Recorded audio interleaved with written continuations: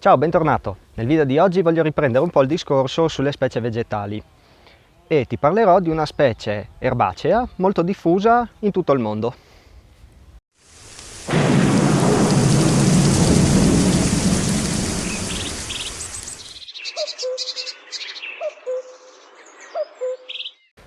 La specie in questione è l'ortica, che penso un po' tutti noi conosciamo e abbiamo imparato a conoscere da bambini, quando abbiamo sperimentato sulla nostra pelle le sue proprietà urticanti. Il genere Urtica comprende un sacco di piante e sono diffuse in tutto il mondo. La specie più comune qui in Italia e diffusa in tutta Italia è l'Ortica dioica. L'ortica si trova solitamente nei campi, nei terreni incolti, soprattutto dove c'è umidità e ombra. Ama i terreni ricchi di azoto, quindi è una specie che convive con l'uomo.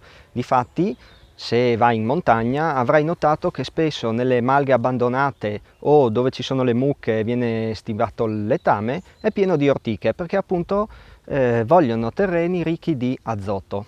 L'ortica è una pianta conosciuta fin dall'antichità, la usavano già i romani. La grande quantità di principi attivi contenuti nelle foglie fanno sì che l'ortica sia una delle piante con il maggior numero di proprietà medicinali. L'ortica all'interno delle sue foglie contiene una quantità significativa di minerali come il calcio, il potassio, il ferro. Contiene anche vitamina A e C, proteine ed amminoacidi, per cui l'ortica ha degli ottimi valori nutritivi. Vediamo come possono essere utilizzati queste proprietà. Allora, dell'ortica si può mangiare tutto, foglie, fusto e radici. Solitamente le foglie prima di essere utilizzate, vanno sbollentate, in quanto il calore distrugge le sostanze urticanti. Per cui le foglie possono essere sbollentate e mangiate come gli spinaci, oppure possono essere mangiate in insalata, ad esempio mescolate con altre essenze come può essere il tarassaco.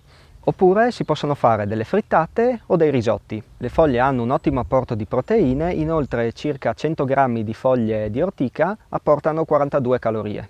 Le foglie possono essere anche utilizzate per fare un infuso. Si porta l'acqua a bollore, poi si lasciano le foglie all'interno per un 10 minuti, si filtra e si beve. Questo è un ottimo infuso remineralizzante. I cataplasmi fatti con le foglie di ortiche, che possono essere sbollentate, tritate oppure pestate in un mortaio, sono ottimi contro piccole irritazioni e su piccole ferite. Con le radici dell'ortica invece è possibile preparare un decotto che sarà ricco di tannini e quindi risulterà molto utile in caso di disturbi intestinali oppure diarrea. Dall'ortica si può anche ricavare una fibra vegetale. In Germania, tra la prima e la seconda guerra mondiale, l'ortica veniva coltivata appunto per ricavare delle fibre vegetali sostitutive del cotone. Per ricavare queste fibre bisogna tagliare i gambi, togliere le foglie, poi il gambo va sezionato e bisogna dividere la parte legnosa da quella fibrosa. Se puoi essere interessato in questa cosa, ti consiglio di cercare su YouTube perché ci sono diversi video, alcuni anche in italiano, che spiegano bene il procedimento per ricavare le fibre vegetali dall'ortica. Spesso nel bosco possiamo trovare delle piante simili all'ortica, che però fanno dei fiori viola oppure bianchi, che non pizzicano se toccate. Queste piante appartengono al genere Lamium e solitamente possiamo trovare piante coi fiori viola, Lamium purpureum, oppure piante coi fiori bianchi e Lamium album. Anche queste piante sono commestibili e anche loro hanno alcune proprietà, come ad esempio proprietà depurative, antiemorragiche e contengono anche vitamina C.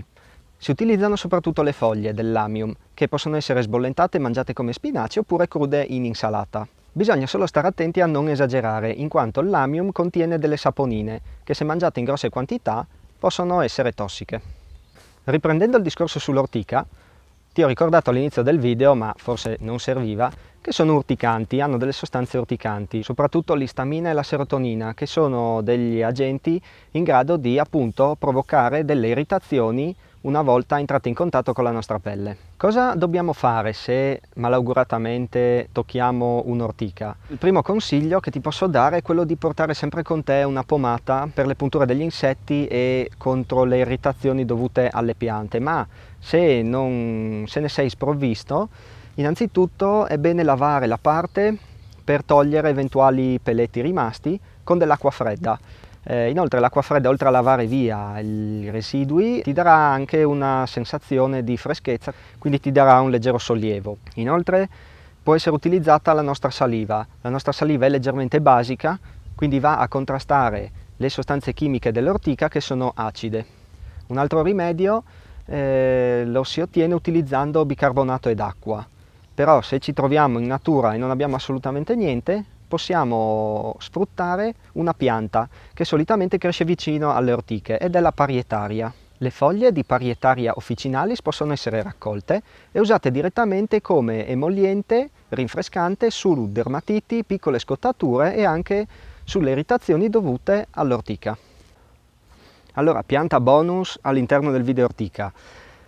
Ho trovato una piccola radura dove è pieno di fragole selvatiche. Queste sono commestibili ovviamente, sono anche molto buone, però bisogna stare attenti a una cosa.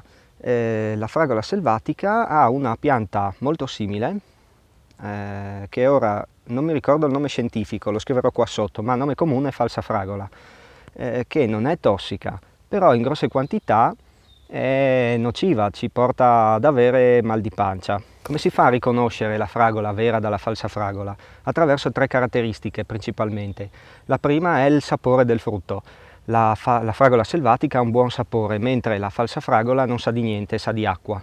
Poi il fiore della fragola è bianco, mentre il fiore della falsa fragola è giallino, giallo, di un bel giallo, tipo il tarassaco. Infine, il portamento del frutto. Nella fragola il frutto è pendulo, mentre nella falsa fragola il frutto è retto verso l'alto. Prima di salutarti, ti voglio dire ancora una cosa. Le piante non si possono raccogliere a casaccio, bisogna essere sicuri di quello che si sta tirando su, perché spesso le piante contengono principi tossici che ci possono far star male, ma ci possono portare anche alla morte. Quindi prima di andare a raccogliere le piante bisogna avere almeno un minimo di conoscenze botaniche che vadano un po' oltre da riconoscere un'erbaccia da un albero. Esistono moltissimi libri dedicati alle piante spontanee, alle piante selvatiche, commestibili. Inoltre una chiave dicotomica è molto utile per riuscire a discriminare la pianta velenosa da quella non velenosa. Di chiavi dicotomiche se ne trovano molte. Se sei iscritto alla pagina Facebook Survival for Beginners, nella sezione dei file che si possono scaricare ci sono delle chiavi dicotomiche gratuite che si possono scaricare. Quindi prestate sempre attenzione, soprattutto con le piante erbacee. Magari con gli alberi è un po' più semplice, ma con le piante erbacee e con i funghi massima attenzione. Raccogli e mangia solo quello che conosci. Bene, spero che il video sull'ortica ti sia piaciuto. Io ti ringrazio per aver seguito il mio video. Se non sei iscritto al canale ti invito a farlo. Seguimi anche sui profili social e se hai delle domande lasciami un commento, ti risponderò nel più breve tempo possibile. Io ho finito e ci vediamo nel prossimo video. Ciao ciao!